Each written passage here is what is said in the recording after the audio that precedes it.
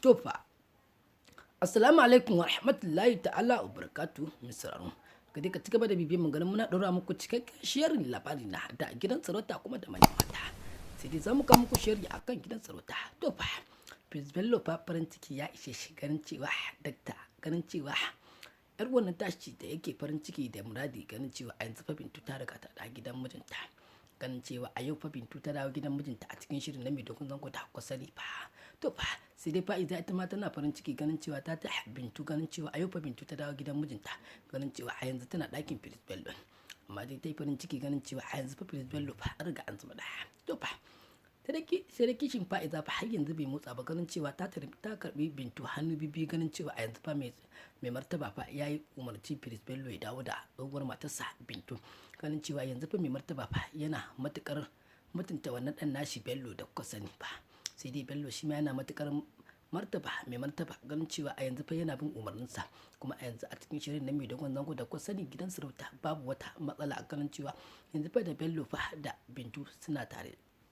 Sai dai kuma daga bakin mai babban ɗaki fa ta farin ciki ganin cewa kai a yanzu fa Bello ma fa har fari ya ƙara yi ganin cewa nutsuwa ta ƙara kwanta mai.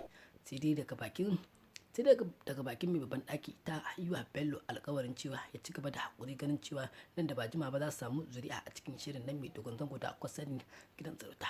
Ganin cewa Bello mai babban ɗaki ta ce da Bello ya haƙuri ganin cewa a yanzu fa idan suka samu ɗa a cikin zuri'an nan to fa za a sa mai babban suna marigayi sarkin da ya rasu. Sai dai Bello ya yi farin ciki ya ce to idan fa'iza ce ta riga Bintu haihuwa a ciki ɗaya ta samu namiji ko mace sai a sa mace sunan mai babban ɗaki idan kuma namiji ne kuran yarima za a dankara mai sunansa. Sai dai masu kallon mu da sauraron mu ku ci gaba da bibiyan mu ganin mun sa muku cikakken bidiyon da Bello da Prince Bello da shi da mai babban ɗaki.